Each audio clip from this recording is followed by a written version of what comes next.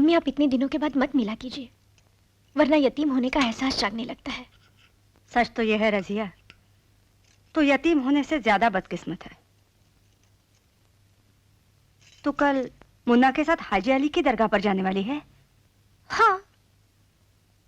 तू उसके साथ मत जाना बेटी, वरना तेरी जान को भी खतरा हो सकता है।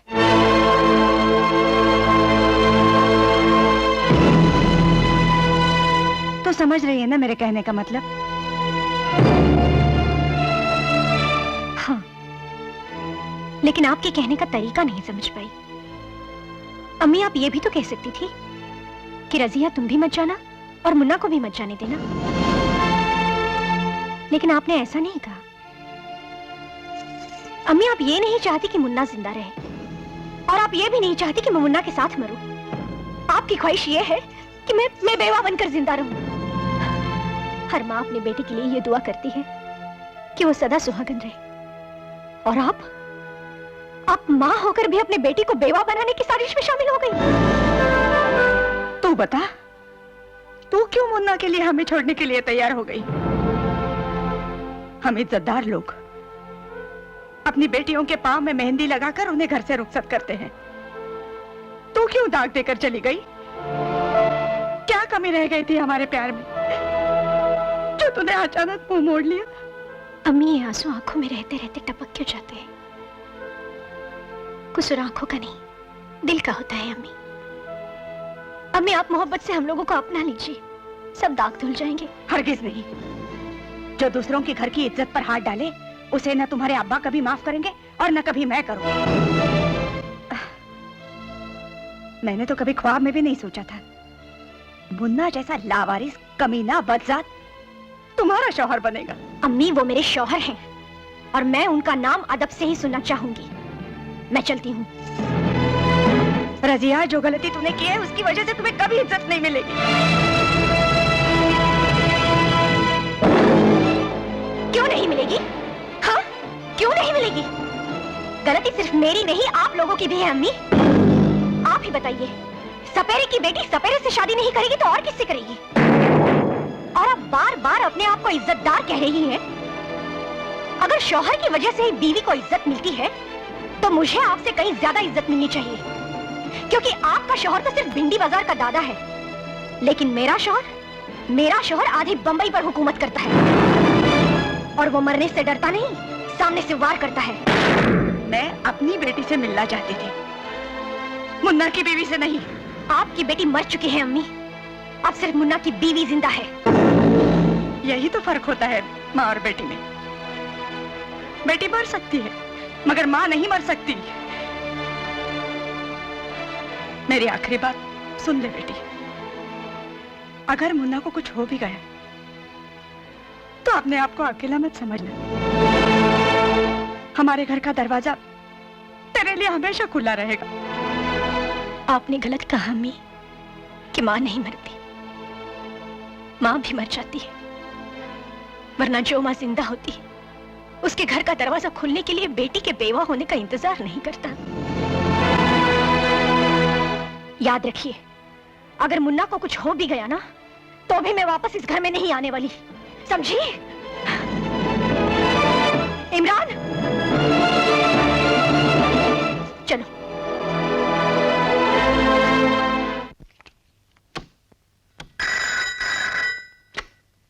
हेलो। हाँ शाम। खुले में 237-480-679 और बंद में 148-157 और 247। हाँ यार, पैसे मिल जाएंगे, पैसे दे दूंगा। ओके।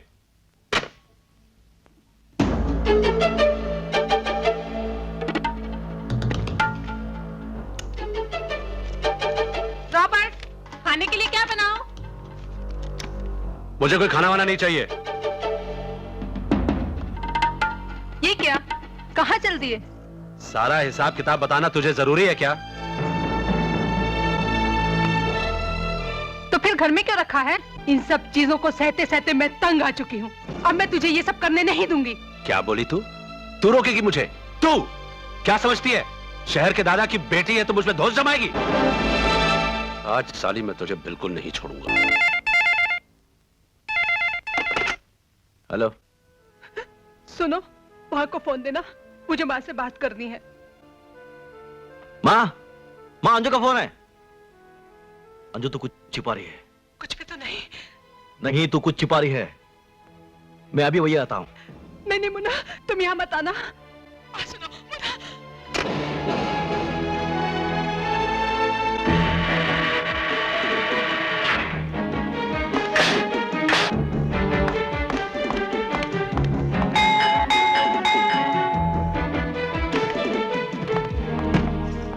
मुन्ना, मेरी बात सुनो, मेरी गलती थी, उन्होंने कुछ नहीं किया।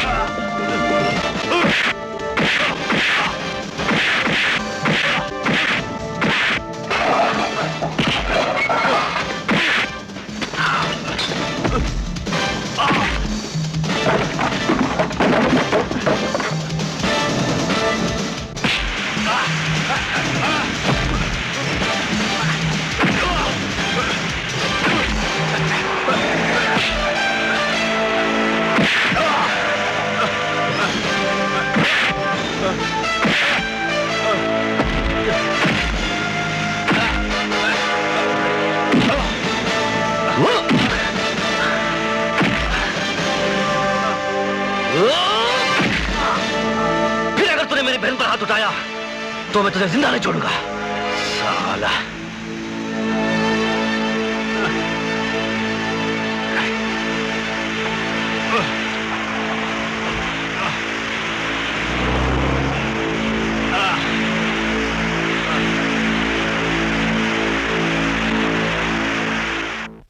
हमें लगा था तुम जल्दी आओगे, लेकिन आने में तुमने बहुत देर लगा दी।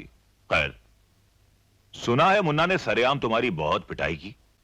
अरे बंधु, जान बची तो लाखों पाए, वरना मुन्ना के हाथ से कोई जिंदा बचा है? मुन्ना की बहन को शादी के माया जाल में फंसा के ऐशो आराम के जो सपने तुमने देखे थे वो अब भी पूरे हो सकते हैं।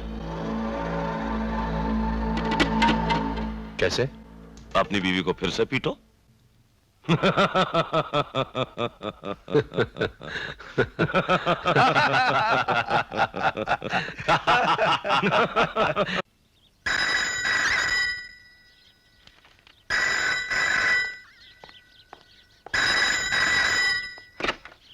हेलो अंजू,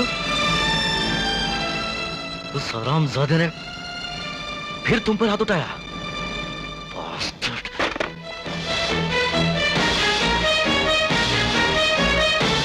शायद अंजू का फोन था। आप जरा अंजू को फोन लगाइए।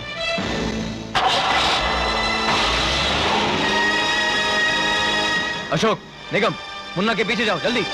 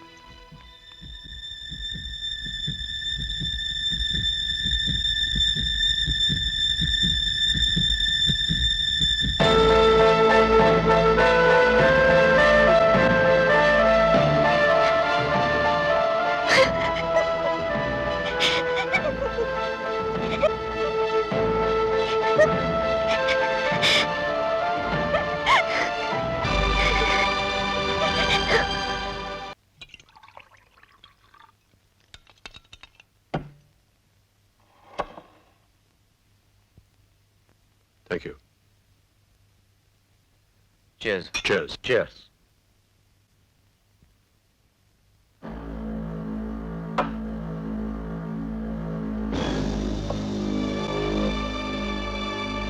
तुम्हें मुन्ना के कत्ल की कीमत चुकानी होगी रॉबर्ट। ना मत बोलना। मुझे इस बात के काफी सबूत मिल चुके हैं कि इस काम में तुम्हारा हाथ भी था।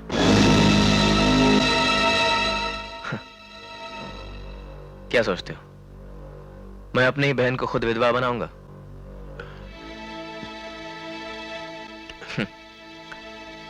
पागल। वैसे तो मैं सब जानता हूं, फिर भी तुम्हारे मुंह से सुनना चाहता हूं। हाँ या ना? हाँ। हाँ। किससे मिलकर? असलम पठान या तिवारी? असलम पठान।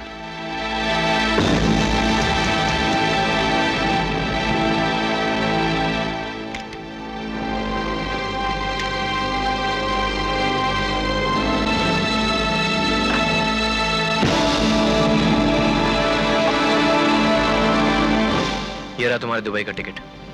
तुम्हारा सामान बाहर गाड़ी में पड़ा है। वहां पहुंचकर तुम हमारे 5 स्टार होटल की देखभाल करोगे। अब जाओ, फ्लाइट का टाइम हो गया। Thank you Rohan, thank you very much.